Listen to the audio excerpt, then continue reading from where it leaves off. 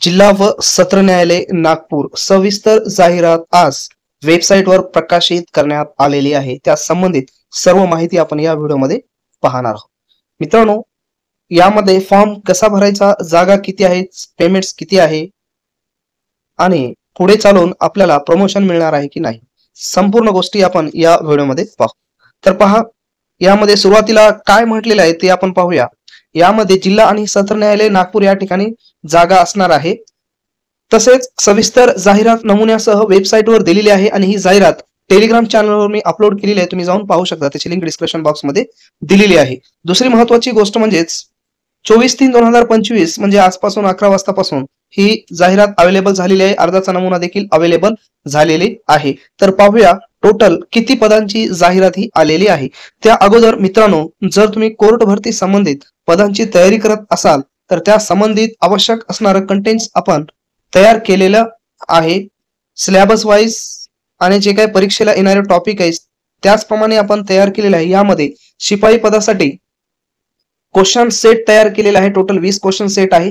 त्याच पद्धतीनं 500 प्रश्नाचं एक आपण ई बुक देखील तयार केलेले आहे। यामधूनच तुमची सर्व तयारी होणार आहे। तसेच मुंबई उच्च न्यायालय लिपिक या पदासाठी जर तुम्ही फॉर्म भरला असेल तर त्याचे टायपिंगचे पॅसेज असो वा क्वेश्चन सेट असो, आपण ते तयार केलेले, त्याची लिंक डिस्क्रिप्शन बॉक्स मध्ये दिलेली आहे, त्या ठिकाणी जाऊन तुम्ही बाय करू शकता। तर पुढे पहा, या ठिकाणी जे काही पद आहे, पदाचं नाव आहे सफाईगार। टोटल एकूण रिक्त पदे 6, 2 वर्षामध्ये रिक्त होणारे पदे 6 आणि आरक्षण वगैरे काय नाही, कुणासाठी, दिव्यांगासाठी। निवड यादी टोटल 12ची, प्रतीक्षा यादी 3, म्हणजे एकूण अशा प्रकारचे टोटल 15 जागा या ठिकाणी असणार आहेत। आणि या 15 जागेमध्येच आपली निवड आपल्याला करून घ्यायची। त्यासाठी आपल्याशी जुळून 100% तुमची यामध्ये निवड होणार, म्हणजे निवड होणार। पहा, या ठिकाणी जे का पेमेंटचा जर विचार केला 15,000 ते 47,600 यामध्ये पेमेंट असणार आहे, सर्व गव्हर्नमेंटली।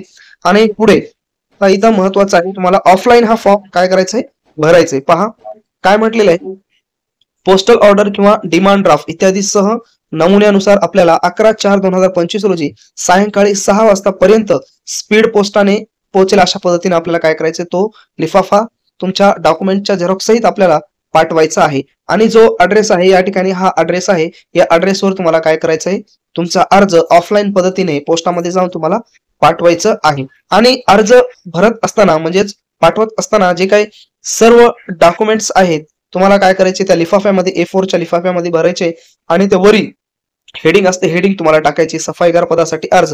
एवढं जरी तुम्ही स्पष्ट उल्लेख केला नाही तर तुमचा फॉर्म हा काय होतो, रिजेक्ट होतो। यामध्ये शॉर्टलिस्टचे सर्व अधिकार त्यांच्याकडे राखून ठेवलेले आहेत।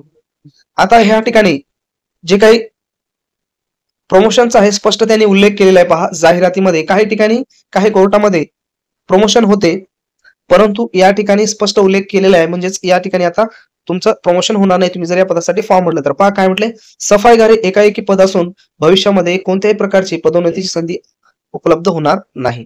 पात्रता पहा, उमेदवार भारताचा नागरिक असावा, शैक्षणिक अर्हता उमेदवार किमान 7वी इयत्ता उत्तीर्ण असावा, म्हणजे 7वीचं सर्टिफिकेट तुमच्याजवळ म्हणजे मार्क मेमो असणं कंपल्सरी आहे। पुढे पहा, शारीरिक, त्याच्यानंतर मराठी व हिंदी भाषा लिहिता वाचता येणे, बोलता येणे आवश्यक आहे। अनुभव जर असेल ना तर तुम्हाला त्याचं काय देण्यात येईल, प्राधान्य देण्यात येईल। पुढे पहा, या ठिकाणी वयोमर्यादा तुम्ही पाहू शकता, पात्रतेच्या अटी आहेत, अटी देखील संपूर्ण वाचून घ्या।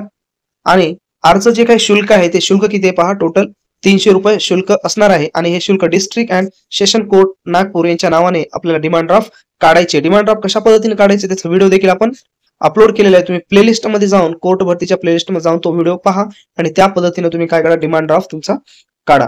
शुल्क भरल्याशिवाय अर्जदारांचे अर्ज विचारात घेतले जाणार नाही, बरोबर आहे।